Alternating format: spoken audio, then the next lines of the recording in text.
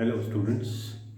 Today we are starting a new topic from Unit 2, that is partnership. And partnership is a relation between persons who have agreed to share the profits of a business. And this partnership is governed by the Indian Partnership Act 1932. So you have to remember it, 1932.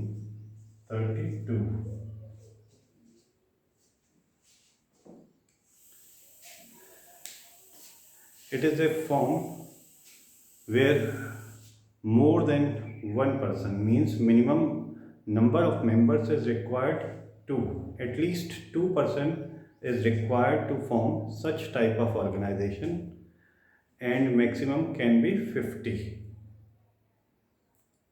So in this business, there is an agreement between the partners, and the agreement may be oral or written.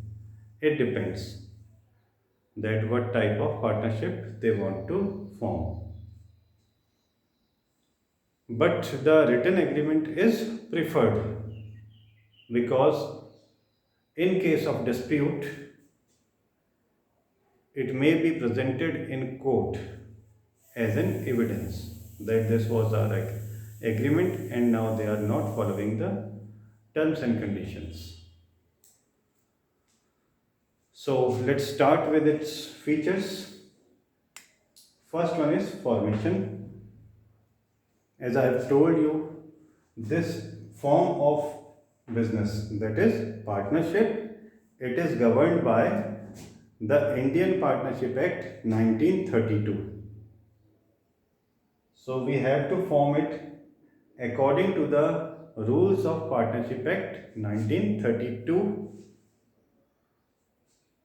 Simply we can say, if any two partners, at least two partners are required. So if any two partners want to start a business in the form of partnership, they have to first of all register themselves with the registrars of firm, which is located at every district headquarters. For registration, several documents are required. They have to prepare them well in advance, like their partnership deed, which is the agreement in written form, in which all the terms and conditions are written, their address proof of both partners, and nature of business, type of business, location of business, and whatever else the registrar asks them to fulfill, those requirements must be there. And they have to submit the required fee. If the registrar of firms is satisfied, then he will issue the certificate of registration. Then they can carry on their business. So it is very easy to form. Few legal requirements are there if we form the partnership according to Partnership Act. If we did not form it by rules or by laws, then it is very easy, but there are chances of dispute. Next point is liability.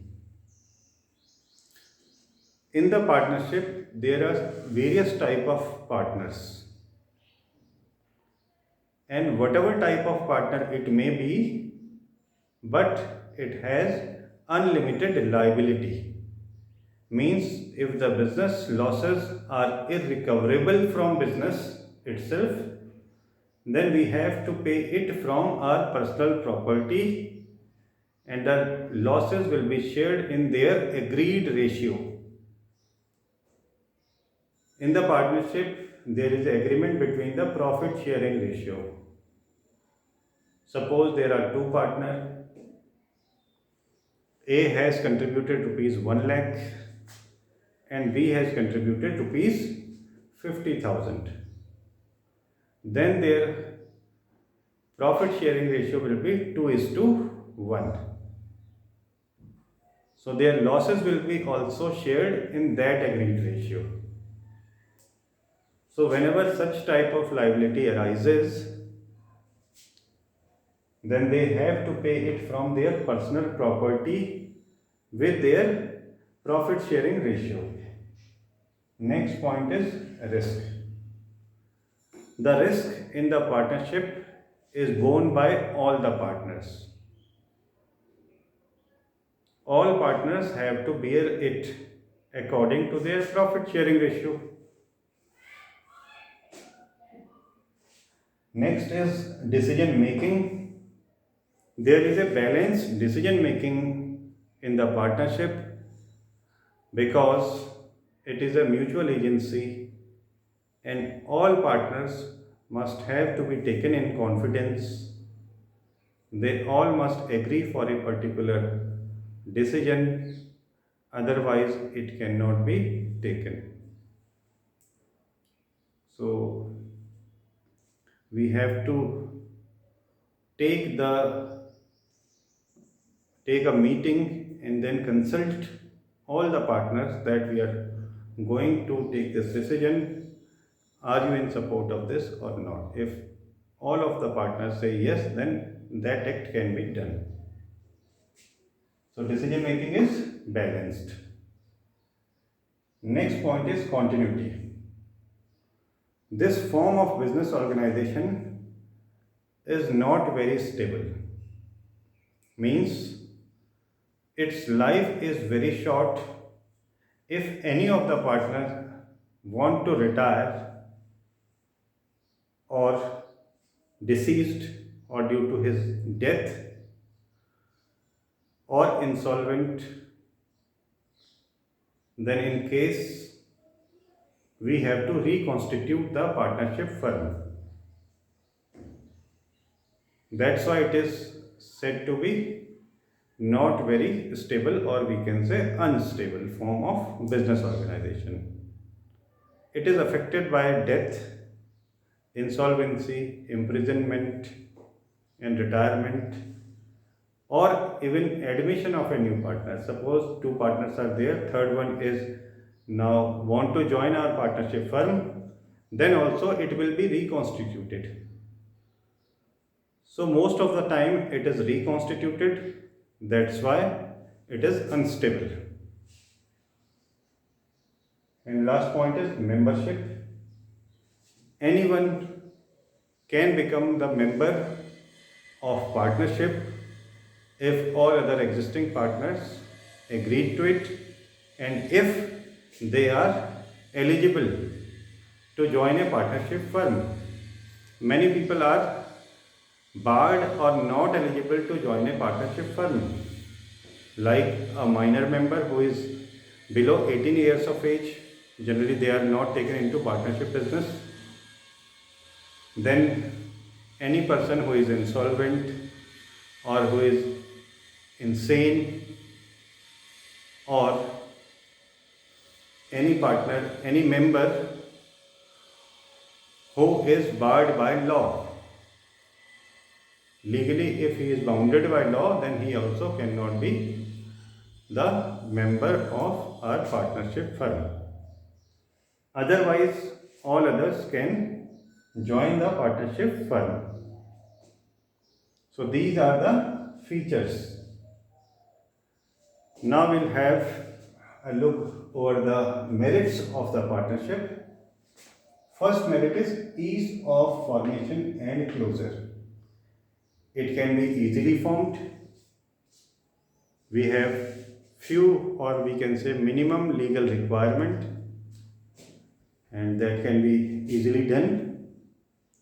It is not a complex process, simple process. We just have to fill a form in the registrar of firms, which is situated in every district. Then it is also very easy to close. Whenever we want to close the firm, we have to fill a form again in the registrar office and we can close it down. The documents, whatever they want, we have to provide them. Next is balanced decision making. All the decisions in the partnership firm are taken jointly by consulting all the partners. That's why it is balanced decision making. So it is a merit. Next point is more funds. Now it's a very important point that you must know that we are writing about the merits. Then we can say more funds. And you can compare it with the limitation also here. Here we have written limited resources. So you must remember that in business studies we can prove any point in the merits and we can disapprove that point in demerit. It depends what is being asked from us. So if we are talking about merits, we have to see the positive aspect of this point. They have more funds as compared to a sole proprietor. Means we have to compare it from a smaller form of business where limited resources are there. In case of limitation, we can compare it with the bigger form of the business like company. It has limited resources as compared to a joint stock company. So you have to learn this art. Next point is sharing of risk. Risk is being shared between all the partners in their agreed profit sharing ratio. Secrecy. If the number of partners is limited, say 2 or 3, then it is very easy to maintain the business secrets. It will be confidential. So these are the merits. Now take a look over the limitations. First point is unlimited liability. The liability of all type of partners is unlimited. Means if there are losses which cannot be recovered from the businesses, then we have to pay it from our own resources, personal properties. That's why they have unlimited liability. So it is a demerit, or we can say limitation. Next point is limited resources, which is already being discussed. Their resources are limited as compared to any bigger form of business. This point is situational, possibility of conflicts, because here we have more than one owner.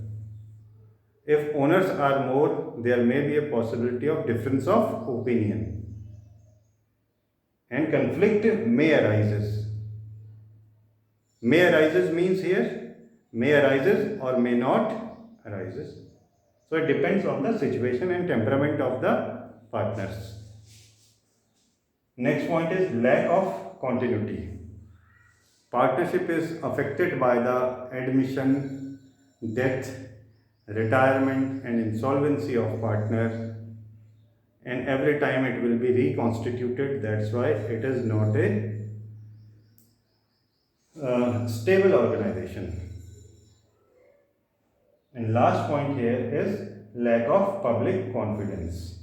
Legally, a partnership firm is not required to publish its accounts. Means they have not to provide their statement of profit and loss to general public in newspaper, that how much profit they have earned in last year or last half year or quarterly. They did not print their balance sheet and profit and loss account in public domain, and it is not a compulsory feature. So public generally do not believe them because they haven't seen their profit and loss account. So these are the features, merits and limitations of a partnership firm. It is governed by Indian Partnership Act 1932, and if you have any doubt, you can ask me. Thank you, students.